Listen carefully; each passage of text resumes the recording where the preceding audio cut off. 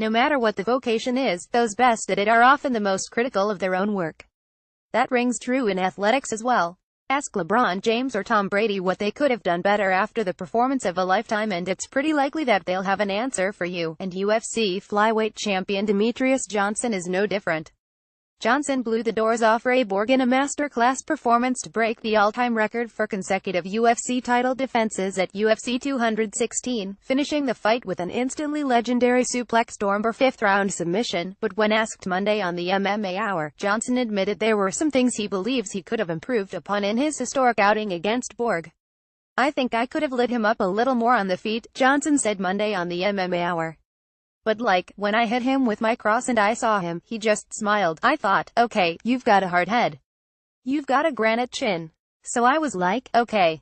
I'm always calculating everything. So I was like, okay, if I stand and bang with him, there's a chance I get clipped, and then that clip, I can get a mouse under my eyes or I can get cut, etc., etc. So it's like, do I want to do this? No, let's just change elevation and take him down and look for the big shot when I get the opportunity. So that's how I think about mixed martial arts. Now, if we were in the gym sparring, then I should have been able to light him up on the feet and exchange more. But when you have those 3-ounce gloves on, why take the risk?" At age 31, Johnson is already one of the most decorated champions in mixed martial arts history, although his defensive prowess often takes a back seat to his other gifts whenever his skill set is discussed. At UFC 216 alone, Johnson outstruck Borg by a ridiculous margin of 172 strikes to 22. That number is equally lopsided in several of Johnson's previous title defenses: 18,171 John Dodson won, 16,466 Ali Bogatinov, 14,961 Kyoji Horiguchi, 13,518 Wilson Reese, 11,253 John Moraga, 4,713 Chris Carriaso, and 358 Henry Cejudo, among others.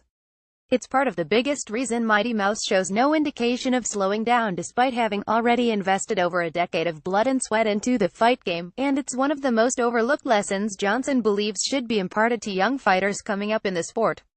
"I mean, I saw Bobby Green and Lando Venata at UFC 216, and everybody in the back was like, oh, man, that's a sick fight, and I'm like, dude, look at his face, that cannot be good for his brain," Johnson said. "I'm just honest. I think Venata is an amazing fighter. He has a great game. He comes forward, does a good job mixing it up, great power. But for me, if I was his coach, I'd be like, dude, you need to work on your wrestling. We need to work on your clinch game. We need to work on not taking so much damage, because I want you to have a long career. When you're done fighting, I don't want to look back at your fights and be like, oh man, you were such a sick-ass fighter, you did this and this.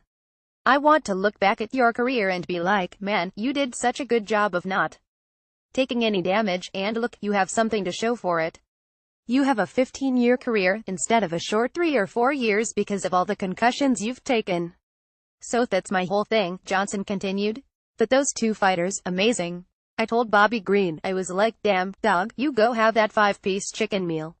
I was worried about you. You've got to duck and move and do some wrestling, homie.